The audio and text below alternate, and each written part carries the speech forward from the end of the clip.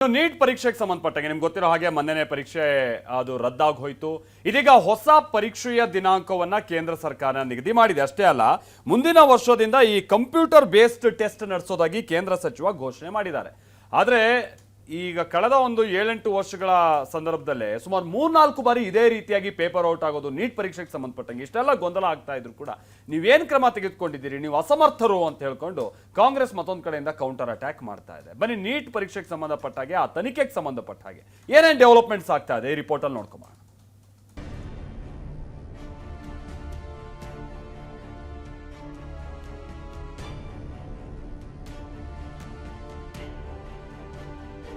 Neat ಪ್ರಶ್ನೆ ಪತ್ರಿಕೆ ಸೋರಿಕೆ ಬಗ್ಗೆ ಸಿಬಿಐ ತನಿಖೆ ನಡೆಸುತ್ತಿದೆ. ಲಕ್ಷಾಂತರ ವಿದ್ಯಾರ್ಥಿಗಳ ಜೀವನ ಜೊತೆ ಆಟ ಆಡಿದವರ ಜನ್ಮ ಜಾಲಾಡ್ತಿದೆ. ಈ ನಡುವೆ NTA ಅಂದ್ರೆ ರಾಷ್ಟ್ರೀಯ ಪರೀಕ್ಷಾ ಸಂಸ್ಥೆ ಮರುಪರೀಕ್ಷೆಯ ದಿನಾಂಕವನ್ನ ಘೋಷಣೆ ಮಾಡಿದೆ. ಜೂನ್ 21ನೇ ತಾರೀಕು ನೀಟ್ UG ಪರೀಕ್ಷೆ ನಡೆಯಲಿದ್ದು ಜೂನ್ 14ರಂದು ಹಾಲ್ ಟಿಕೆಟ್ ಕೊಡಲಾಗುತ್ತದೆ.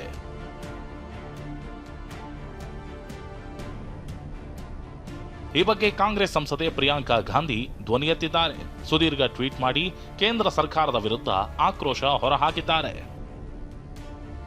ಉತ್ತರ ಪ್ರದೇಶದ ಲಖೀಂಪುರ ಕೀರಿನಲ್ಲಿ ವಿದ್ಯಾರ್ಥಿ ರಿತಿಕ್ ಮಿಶ್ರಾ ಆತ್ಮಹತ್ಯೆ ಮಾಡಿಕೊಂಡ ಸುದ್ದಿ ಹೃದಯ ವಿದ್ರಾವಕವಾಗಿದೆ. ರಿತಿಕ್ ಕುಟುಂಬದ ಪ್ರಕಾರ ನೀಟ್ ಪರೀಕ್ಷೆ ರದ್ದತಿಯಿಂದ ರಿತಿಕ್ ತೀವ್ರ ಮಾನಸಿಕ ಒತ್ತಡಕ್ಕೆ ಒಳಗಾಗಿದ್ದ.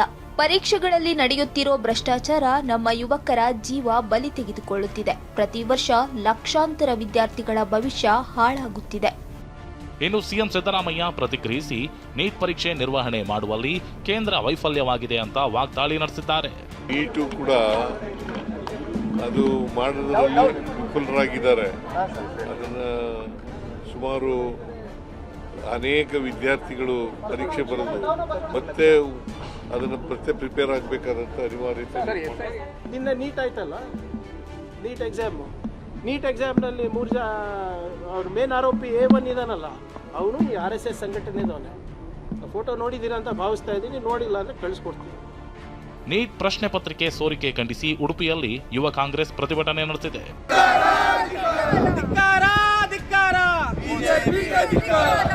ಅಚ್ಚೇದಿನಿ ಎಂದು ಹೇಳೋರು ಮಕ್ಕಳ ಭವಿಷ್ಯ ಹಾಳು ಮಾಡ್ತಿದ್ದಾರೆಂದು ಆಕ್ರೋಶ ಹೊರಹಾಕಿದ್ದಾರೆ. Bureau report TV9.